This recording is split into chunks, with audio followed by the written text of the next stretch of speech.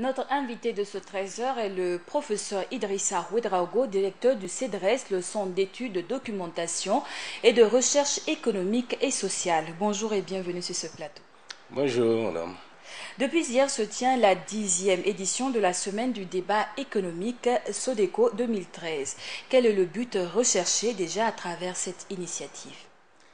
Il faut dire que de façon régulière et de façon récurrente, le CEDRES essaie d'organiser cette semaine qu'on appelle la semaine du débat économique SEDECO au mois de juin, dans le but de faire de sorte que nous, en tant que chercheurs et praticiens de l'économie et théoriciens de l'économie, nous puissions discuter avec tous ceux qui s'intéressent à l'économie, les praticiens sur le terrain, et faire de sorte que l'économie puisse être portée à la connaissance de tous et que nous puissions le faire dans un langage relativement simple, parce que de façon générale, nous avons un langage assez ésotérique qu'il faut simplifier et permettre aux gens de comprendre ce que c'est l'économie et pouvoir débattre. Et là, ce que nous faisons actuellement, c'est de débattre sur des thèmes qui sont d'actualité et qui concernent toutes les personnes et tous ceux qui peuvent être intéressés à l'économie. Et parlant d'actualité, on le sait, l'insécurité a des conséquences sur l'économie d'un pays, ce qui pourrait justifier le thème de cette 10e édition. Pour le cas du Burkina, à combien peut-on chiffrer les pertes enregistrées? Il est évident qu'en dans cette semaine, nous avons décidé donc de discuter des enjeux économiques de l'insécurité au Burkina. Et il est quasi difficile, impossible, même si j'allais dire, de pouvoir mesurer de façon certaine les impacts, de façon chiffrée, les impacts donc de l'insécurité pour une économie comme la nôtre. Mais ce que nous pouvons faire, c'est d'avoir une idée globale. Nous avons vu qu'il y a eu quand même des destructions, notamment de ce que nous avons pu voir au Burkina Faso. Il y a eu des destructions massives, donc d'un certain nombre d'infrastructures. Je pense par exemple aux différents hôtels et autres et qui ont été touchés. Je pense aux matériels humains des uns et des autres qui ont été touchés. Mais ce que nous avons fait, nous sommes en train d'essayer de faire une évaluation relativement précise en essayant d'approcher en fait les principaux concernés. Je ne peux pas avancer les chiffres actuellement parce que nous sommes dans le processus. Alors donc, professeur, dans ce climat d'insécurité, comment attirer alors les investisseurs? Comment attirer les investisseurs? C'est justement ça les questions que nous sommes en train d'essayer d'imaginer, de débattre au niveau donc de cette semaine. Parce que vous comprenez que dans un climat d'insécurité, dans un contexte d'insécurité ou d'instabilité, les investisseurs ont tout à fait peur. Tant bien les investisseurs internationaux, externes, et même y compris les nationaux sont très frileux parce qu'ils n'ont plus de sécurité essentielle, ils n'ont plus de certitude, ils n'ont pas de visibilité sur ce qu'ils feront. Donc ils hésitent à venir. Et à notre humble avis, nous pensons qu'il faut mettre toutes les mesures en œuvre pour faire de sorte pour les rassurer. Les rassurer, c'est de dire qu'en fait, nous prenons la question de la sécurité à bras le corps et que nous mettons tout en œuvre pour que le pays soit sécurisé le maximum possible. Alors, hier également se sont ouvertes les assises nationales sur le plan national de développement économique et social PNDS. Il ressort que pour le financement de ce plan sont nécessaires 12,8 milliards de francs CFA sur une période de 5 ans. Comment réunir ces fonds? Je ne pourrais pas répondre à la place du gouvernement enfin, qui doit mettre en œuvre ce programme.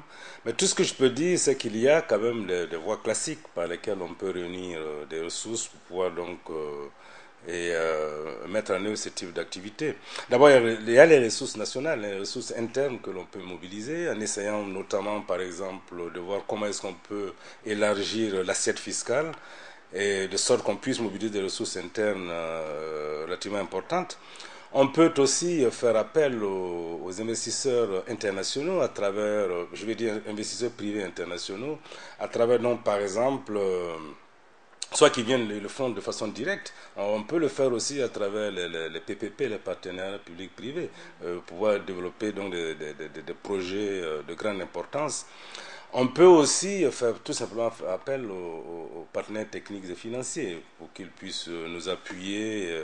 Et là, je crois que certainement le gouvernement va organiser cette forme de table ronde des partenaires pour pouvoir voir dans quelle mesure chacun pourrait contribuer à ce que ce plan puisse être mis en œuvre.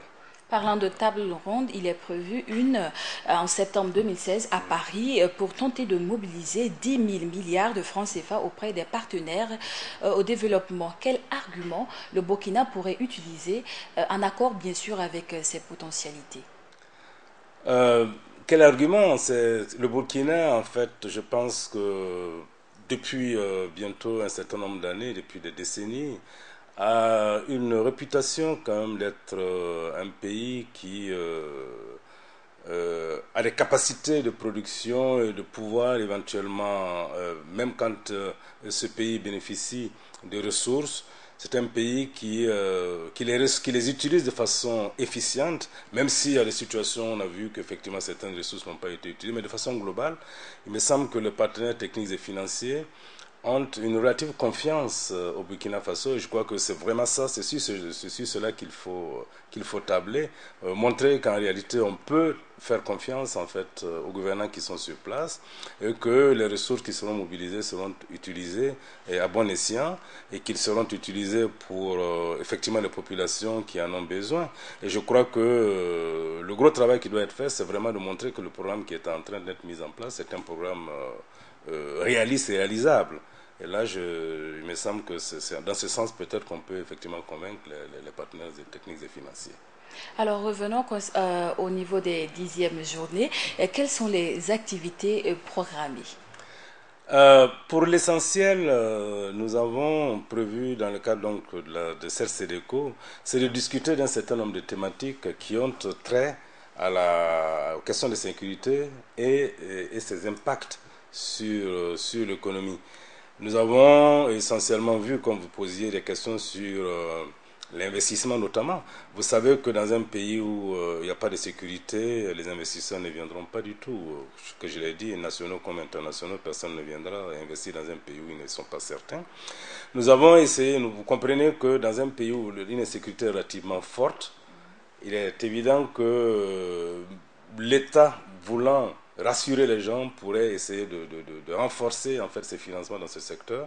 Et là, ça nécessite des réajustements budgétaires. Et nous avons donc des questions de débat autour de ces questions. Le secteur financier, le secteur bancaire, tout naturellement auront leur mot à dire dans ce processus parce que effectivement, ils seront touchés d'une façon ou d'une autre. Et donc, nous questionnons sur ces questions. Nous allons aussi, je pense que ça sera certainement ce soir du reste, les questions donc de blanchiment des capitaux, la lutte contre le financement du terrorisme. Ce sont des questions assez intéressantes qui rentrent dans le cadre de l'insécurité que nous allons essayer de discuter. Donc voilà des thèmes que nous discutons de jour en jour pendant les 5 jours.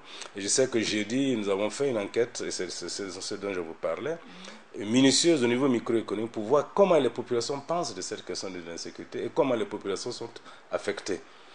Et vendredi, nous avions prévu un panel et nous avons le bonheur et la joie de pouvoir recevoir notamment le ministre d'État, Simon Compaoré, qui a bien accepté, qui a ouvert le débat hier et qui a bien voulu revenir discuter des questions de sécurité et notamment des questions de Kolowewe. Je crois que ce sera vraiment un débat passionnant et intéressant. Il serait bon de venir. Alors, professeur, vous avez parlé d'une enquête sur le volet micro. Comment les populations réagissent par rapport à leurs finances comparativement à l'insécurité?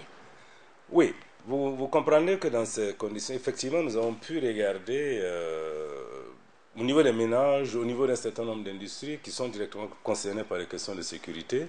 On pense par exemple au secteur du tourisme, nous pensons à l'hôtellerie, nous pensons en fait au secteur informel qui parfois bénéficie en fait des touristes.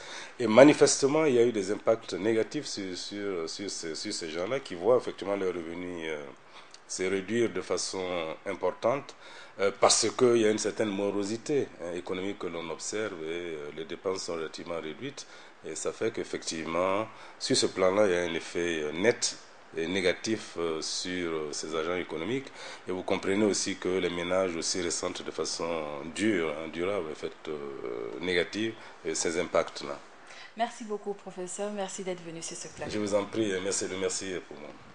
C'est tout pour cet entretien avec le professeur Idrissa Ouedraogo, directeur du CEDRES, le Centre d'études, de documentation et de recherche économique et sociale. Entretien qui met fin au journal du 13h sur la chaîne Burkina Info. À tous ceux qui nous ont suivis à Koudougou et partout ailleurs dans les 45 provinces du Burkina, Wenakonde Bero.